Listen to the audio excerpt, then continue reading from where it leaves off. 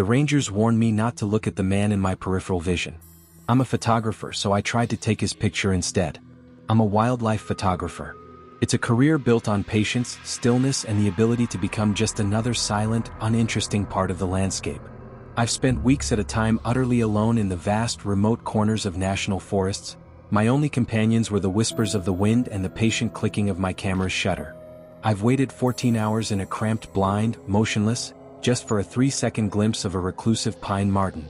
That's how I thrive on that solitude and how I love the deep, profound quiet of the wild. I always thought it's where I feel most myself. At least it used to be. Now, the silence is the most terrifying thing I know because it's never truly silent.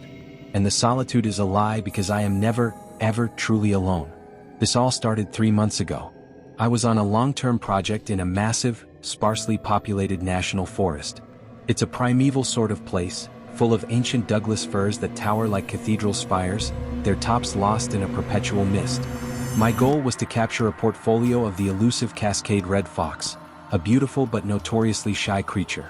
For the first few weeks, it was business as usual. I'd rise before dawn, hike miles into the backcountry, and set up, waiting for the forest to offer up its secrets. One evening I got the shot I'd been dreaming of. A magnificent male fox, the color of its coat was of a dying fire, paused in a sun-dappled clearing, its head cocked, listening. The light was perfect, the composition was something else. I rattled off a dozen frames, my heart soaring with that pure electric thrill that only photographers know.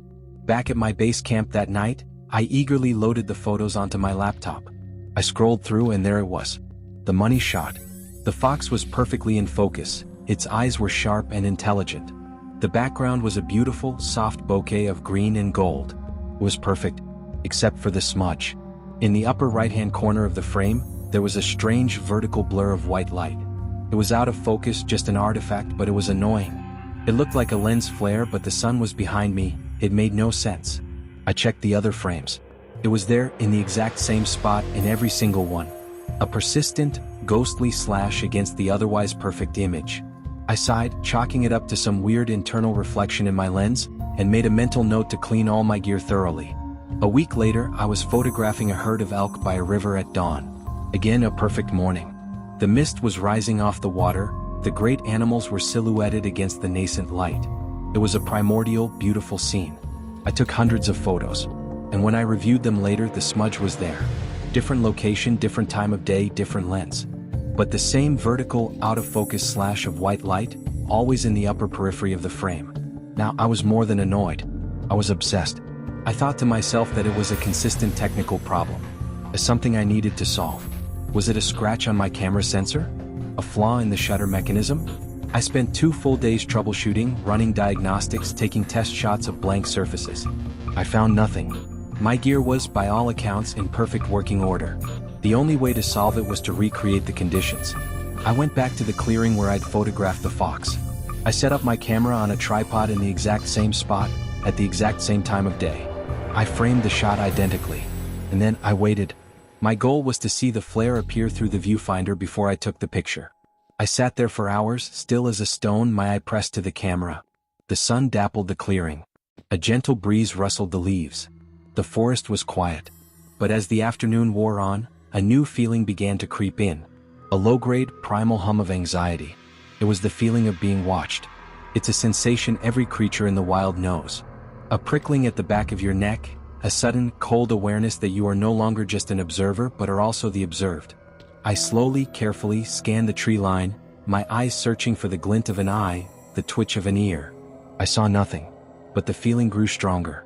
It was coming from my side, from the very edge of my vision. I kept my head perfectly still, my breathing slow and even, but my eyes darted to the right, and I saw it, for just a fraction of a second. It was a tall, wavering shape like a column of heat haze. It was the shape of a man, long and thin, and it was hanging upside down from a thick, high branch of a fir tree, its form indistinct and shimmering. The moment my brain registered the impossible image, I snapped my head to look directly at it. And there was nothing there. Just the tree branch, empty against the sky. The forest was still. The feeling of being watched was gone. I sat there, my heart hammering against my ribs, my mouth dry. I told myself I was overtired, that the solitude was getting to me. I was seeing things. It was a trick of the light, a figment of a sleep-deprived imagination. I packed up my gear, unnerved, and hiked back to my truck. I needed a break. I needed to see other people. I drove to the nearest ranger station, a rustic little cabin that served as the park's administrative hub. There were 2 rangers on duty, an older, grizzled man with a kind, weary face and a younger woman. I made some small talk, bought a new map I didn't need, and then, trying to sound casual, I asked my question. "Hey, this is going to sound weird," I started, "but have you guys ever seen strange things out in the deep woods? Like tricks of the light?" The older ranger looked up from his paperwork. He and the younger ranger exchanged a look. It was a brief, knowing glance, but it was enough. "What kind of tricks of the light are we talking about?" he asked, his voice a low, calm rumble. I felt like an idiot, but I pressed on. Like a shape. A tall, shimmering shape. Of a man. Hanging upside down from a tree. You only see it out of the corner of your eye. The younger ranger's friendly expression tightened. The older just sighed, a long, tired sound, and leaned back in his chair. "The upside-down man," he said. And it wasn't a question. "Yeah, we've seen him. Most of the folks who spend enough time out here have." A wave of cold relief, immediately followed by a wave of colder dread, washed over me. I wasn't crazy, but that meant the thing was real. "What is it?" I asked, my voice barely a whisper. "Don't know," he said, shaking his head. "Don't want to know. It's just a feature of the landscape, I guess. A weird, local phenomenon. Like a magnetic anomaly or a patch of strange fog." "But what does it do?" "Nothing," he said, leaning forward and fixing me with a serious, paternal gaze. "It does absolutely nothing. As long as you do nothing too. That's the one and only rule, son. You see him in the corner of your eye? You keep looking straight ahead. You feel him watching you? You pretend you don't. You do not acknowledge him. You do not engage with him. And you sure as hell don't go looking for him. He's a thing you're only supposed to see by accident. You start making it on purpose, and that's when you get into trouble." "Trouble?" I asked. "What kind of trouble?" "We don't know." The younger ranger chimed in, her voice tense. "No one's ever been stupid enough to find out. It's just common knowledge. A professional courtesy among those of us who work out here. You leave him alone, and he leaves you alone." I left the ranger station with my mind reeling. Their warning was stark and absolute. But they had also given me something else. A validation. And a name. The upside-down man. And the smudge in my photos, it was a vertical shape of light. A shape like a man hanging. It was him. My camera could see him even when I couldn't. And that's where I made my mistake. My fatal, arrogant mistake. I'm a photographer. My entire life, my entire purpose, is to see things and to capture them. To be told that there was something out there, a real, observable phenomenon, that I was supposed to ignore, it was anathema to me. It was an irresistible challenge. And the ranger's warning was just a dare. I went back into the woods. But this time I was hunting for him. My entire methodology changed. I'd find a spot and wait, not for an animal to appear, but for that familiar, prickling sensation on my skin. The moment I felt it, I wouldn't move my head. I'd keep my eyes locked forward, but I'd raise my camera, aiming the lens not at what I was looking at, but at the periphery, at the space where I felt he was. And I'd shoot. The first photos were chilling. The vertical smudge just grew. It was a brilliant, searing slash of overexposed white light, sharp and defined. It looked like a wound in the fabric of the photograph, a tear through which a sterile, featureless light was pouring. And with every photo I took, the slash grew wider, brighter, more aggressive. It was like I was annoying it, and it was screaming back at me through my own camera. I became possessed by it. I stopped eating properly. I barely slept. I was fueled by a manic, obsessive energy. I filled memory card after memory card with these impossible images. The creature was always there, just at the edge of my sight, a shimmering, wavering promise.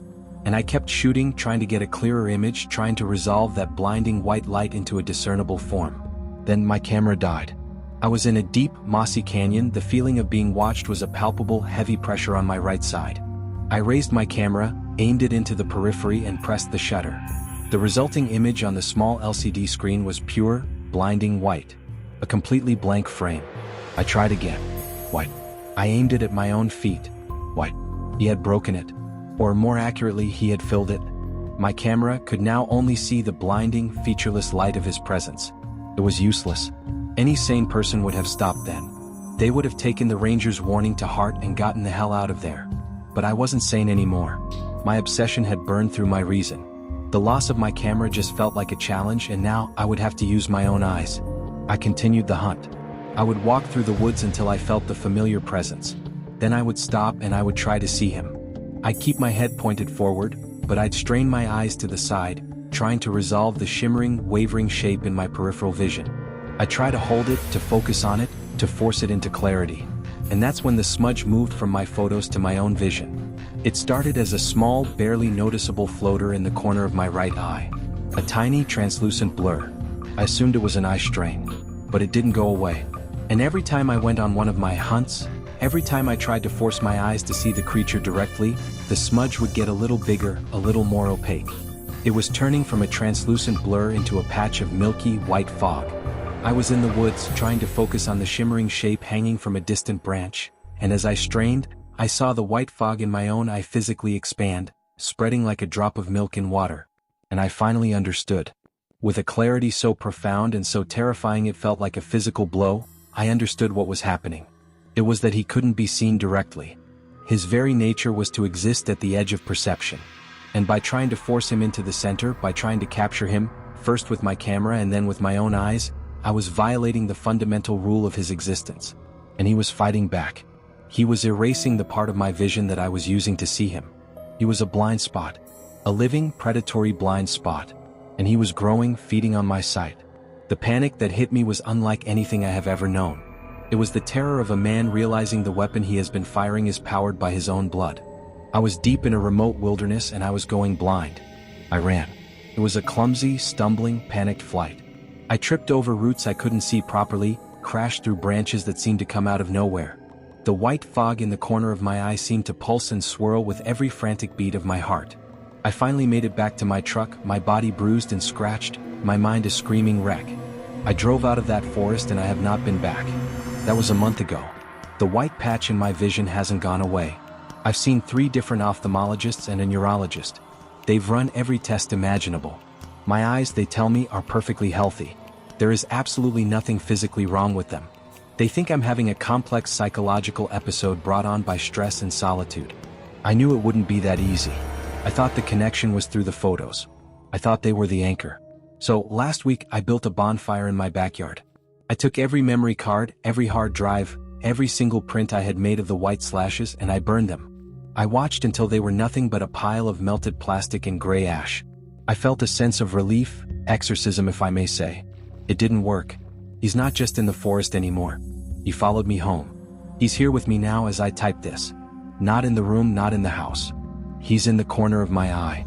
I'll be sitting here on my couch and I'll get that old, familiar, prickling sensation. And I'll know. If I let my focus soften, I can see him. A tall, wavering, upside-down shape, shimmering at the very edge of my vision. Sometimes he's in the corner of the room. Sometimes when I'm outside, he's hanging from a telephone pole. He's always there. A silent, constant companion.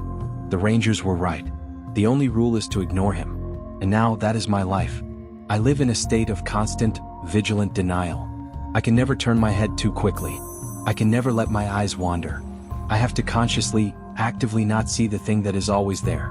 Because I know that if I try to look at him, if I give in to that primal urge to face the thing that is watching me, the white fog in my eye will grow. And there's not much of my vision left to lose. So this is my warning. If you ever find yourself in the deep, quiet places of the world and you feel a prickling at the back of your neck, and you see something impossible just at the edge of your sight, for the love of God, pretend you didn't. Look away. Keep looking straight ahead. Some things aren't meant to be seen. And they will take everything from you to make sure you can't. Like and follow for part 2.